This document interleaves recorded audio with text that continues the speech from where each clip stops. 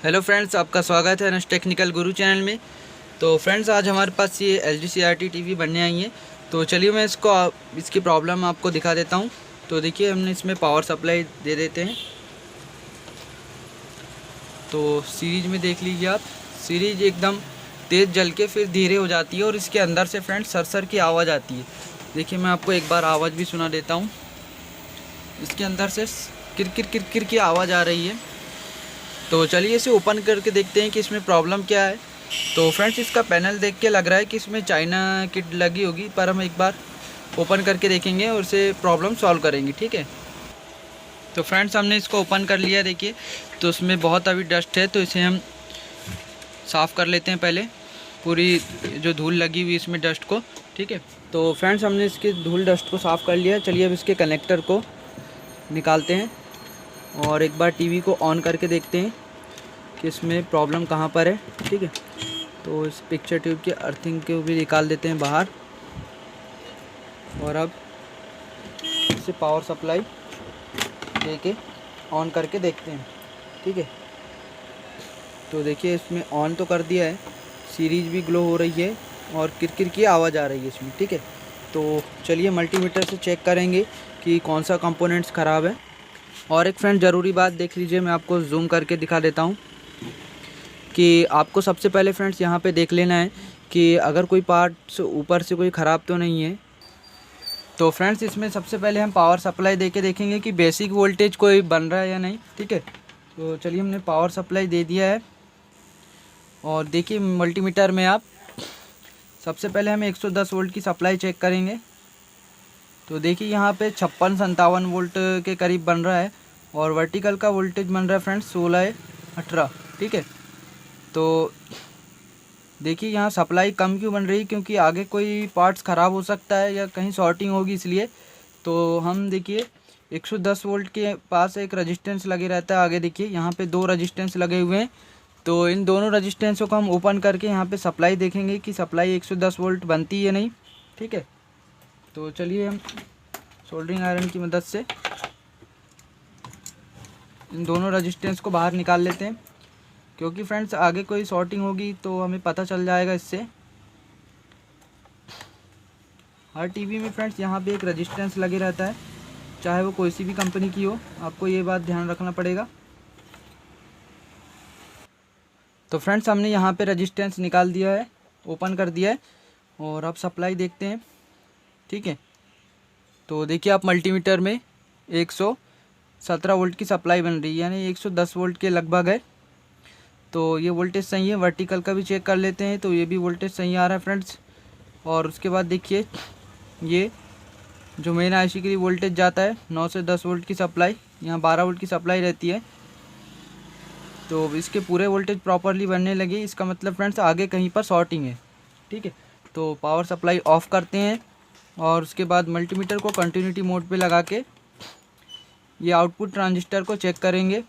ये जो 1803 लगे रहता है यहाँ पे, तो देखिए अभी ये शॉर्टिंग तो इसमें नहीं बता रहा है। ये देखिए, अगर ये शॉर्ट रहता तो फ्रेंड्स कोई भी रॉड को हम बीच में रख के अगर इसमें बाजू आइट साइड में चेक करते तो ये बीप साउंड करने लगता है, ठीक है। तो अब ये तो शॉर्ट नहीं है। इसके बाद EST चेक करेंगे फ्रेंड्स। EST चेक करने के लिए एक प्रॉप को ग्राउंड में रखेंगे और दूसरे प्रॉप को 110 वोल्ट की पिन में। तो देखिए, यहाँ कोई रीडिंग नहीं आ रही है।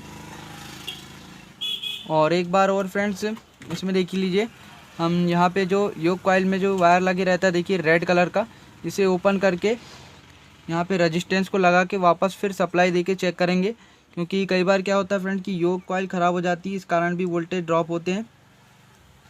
तो हम इस रेजिस्टेंस को वापस लगा देते हैं और सप्लाई ऑन करके देखते हैं। तो फ्रेंड्स, हमने ये रेड वाला वायर को निकाल दिया, देख लीजिए। और अब इसमें सप्लाई देके देखते हैं कि वोल्टेज ड्रॉप होता है या नहीं, ठीक है। तो देखिए, सप्लाई दे दी हमने और अब देखिए वोल्टेज चेक कर रहे हैं, तो अभी भी ये वोल्टेज ड्रॉप ही हो रहा है इसमें और सीरीज भी हल्की हल्की ग्लो हो रही है। यहाँ पे देखिए वोल्टेज 58 वोल्ट के करीब बन रहा है, यानी EST जो है फ्रेंड्स वो अंदर से शॉर्ट हो चुकी है, इस कारण ये वोल्टेज को ड्रॉप कर रही है। तो 110 वोल्ट ड्रॉप होने के कारण यही होता है फ्रेंड कि यहाँ पे देखिए 1803 ट्रांजिस्टर ख़राब होगा या तो फिर EST।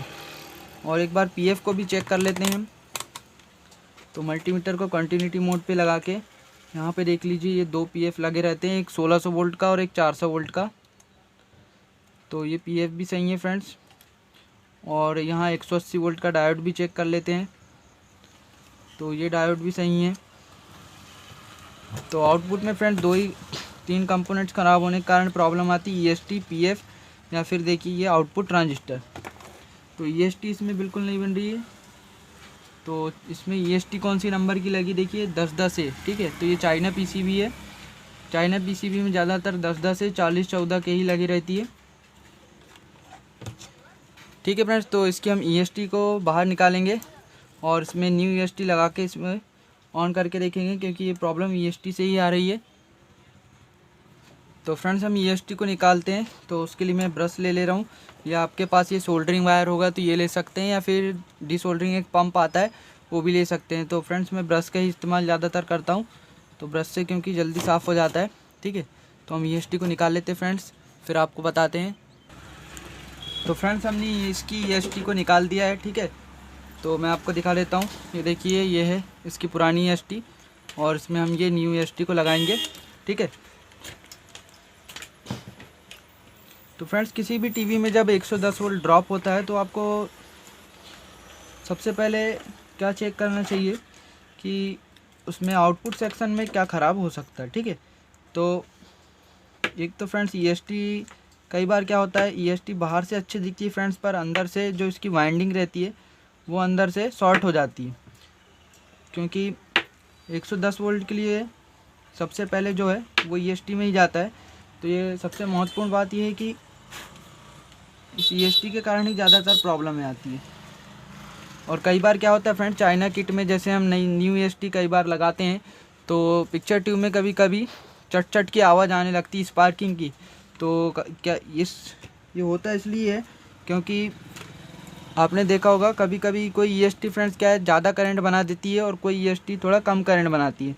अगर EST डालने के बाद अगर पिक्चर ट्यूब में ज़्यादा स्पार्किंग आ रही तो आप एक बार और EST को चेंज करके लगा दें, क्योंकि कई बार मैंने प्रॉब्लम को फेस किया है, ठीक है।